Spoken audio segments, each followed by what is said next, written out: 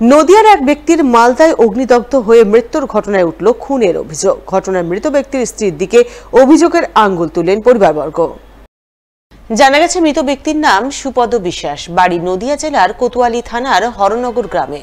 তার বিয়ে হয়েছিল 2011 সালে। তার স্ত্রী বিএসএফ জওয়ান। তিনি বর্তমানে কর্মসূত্রে মালদায় থাকেন, কিন্তু তাদের মধ্যে সম্পর্কে টানাপোড়েন চলছিল। এর মধ্যেই গত 19 তারিখ তার স্ত্রী তাকে ফোন করে মালদায় ডাকেন। সে মতো 20 তারিখ তিনি মালদায় আসেন, কিন্তু রাতের দিকে পরিবারবর্গ ফোনে জানতে পারেন সুপদ বিশ্বাস গায়ে আগুন লাগিয়ে অগ্নিদগ্ধ অবস্থায় মালদা মেডিকেল কলেজ হাসপাতালে ভর্তি আছেন। এই খবর রাতে পেয়েই পরিবারবর্গ মালদায় ছুটে এসে দেখেন সুপদ বিশ্বাসের মৃত্যু হয়েছে। পরিবারবর্গের অভিযোগ, তিনি নিজে থেকে গায়ে আগুন লাগিয়ে আত্মহত্যা করেনি, তার স্ত্রী তার গায়ে আগুন লাগিয়ে তাকে মেরে ফেলেছে। এই মর্মে তারা মালদা থানায় লিখিত অভিযোগ দায়ের করেন। তার ভিত্তিতে পুলিশ ঘটনা তদন্ত শুরু করে বলে জানা গেছে। আমার দাদা বিয়ে করে 2011 সালে, ভালোবাসা করে লাভ ম্যারেজ করে। আমার বৌদি বিএসএফের চাকরি পায়। আগে রেজিস্ট্রি ম্যারেজ করে রেখেছিল, তারপরে চাকরির কিছুদিন পরে ওরা সংস্কৃতভাবে বিয়ে করে। বিয়ের পরে বৌদির পোস্টিং হয়ে যায়, এদিক ওদিক নানান জায়গায় পোস্টিং হয়। সেখানে তারপরে একটা বাচ্চা হয়, নানান জায়গায় পোস্টিং হয়, সেখানে অবৈধ সম্পর্ক লিপ্ত হয়। সেটা আমার দাদা জানতে পারে, তারপরে আমাদের ফ্যামিলি সবাই জানতে পারি। আমরা নিজেরা নিজেরা সিদ্ধান্ত নিয়ে সবাই মিলে বসে একটা মিটমাট করার সংশোধন আমরা করেছি। বৌদিও বলেছিল যে আর নেক্সট টাইম আমি কখনো করবো না, আমার ভুল হয়ে গেছে।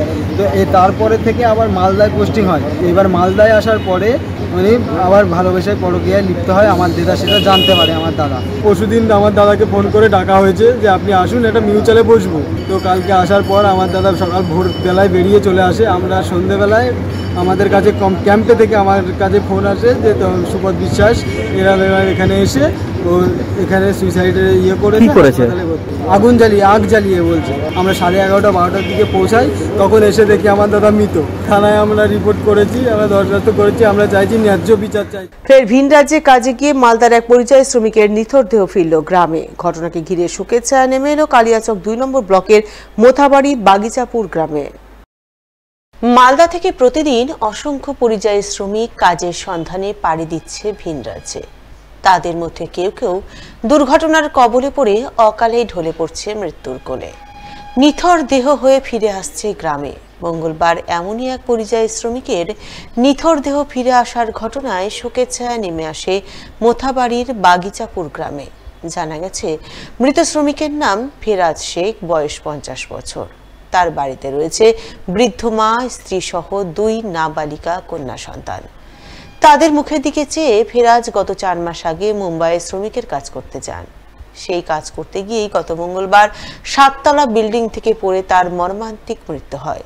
এরপর মঙ্গলবার তার নিথর দেহ ফিরে আসে গ্রামে, যা দেখে পরিবারবর্গ কান্নায় ভেঙে পড়েন। বিষাদের ছায়া নেমে আসে গোটা গ্রামে।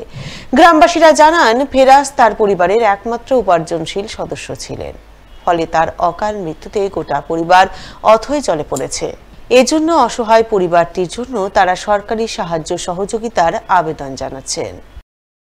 বোম্বে কাজে গেছিল, বিগত আপনার ওই 4 মাসের মতো হয়ে গেছে। পুরাতন বিল্ডিং এ কাজে গেছিল, তারপর ওখানে মানে রিপেয়ারিং কাজ করছিল আর কি। মানে কাজে গেছিল যেখানে, তো মানে একটা ঝুলনা থাকে, মানে ফ্রাঞ্চি না ঝুলনা। তো ঝুলনাতে যেমন ওখানে বসতে গেছিল, ফার্স্ট বসার মাত্রায় কিন্তু পড়ে গেছে ওই 7তলা বিল্ডিং থেকে। সঙ্গে সঙ্গে স্পট ডেট হয়েছিল। আমাদের দাবি যে সরকার থেকে যাতে কিছু একটা হেল্প করে, কারণ ওর ছেলে নেই, 2টো মেয়ে আছে, মা আছে, বউ আছে। হ্যাঁ, মানে ফ্যামিলিতে বর্তমানে ইনকাম করার মতো কেউ নাই, ওর উপরে ডিপেন্ড করে সংসারটা চলছে। প্রচন্ড গরমের মধ্যে এলাকায় বিদ্যুৎ নেই। 2 দিন ধরে বারংবার বিদ্যুৎ দপ্তরে জানিয়েও মেলেনি প্রতিকার। অগত্যা বাধ্য হয়ে পথ অবরোধ করে বিক্ষোভ দেখালেন গ্রামবাসীরা। সোমবার রাতে ঘটনাকে ঘিরে ব্যাপক উত্তেজনা ছড়ালো মালদার ইংরেজবাজার ব্লকের সাতটারি এলাকায়। যদিও পরে মিল্কি ফাঁড়ির পুলিশের আশ্বাসে গ্রামবাসীরা অবরোধ তুলে নেন বলে জানা গেছে।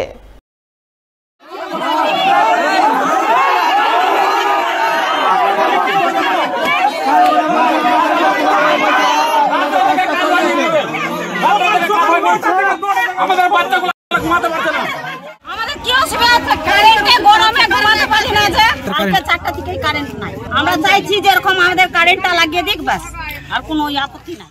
এই তো অবস্থা দেখছেন যে গ্রামের বাচ্চাগুলো যা অবস্থা, গ্রামের বাচ্চাগুলো একটাও কোনো মানে ঠিকভাবে থাকতে পারছে না। কি হয়েছে? ভোর 4টা থেকে লাইন চলে গেছে, এখন পর্যন্ত 4বার 5বার লোক আসছে যাচ্ছে, ও বলছে আমার কাজ নাই, ফোন করছে ওখানে, ও বলছে আমার কাজ নাই, অফিসে ফোন করছে বলে আমার কাজ নাই, আমরা কার কাছে দৌড়াবো?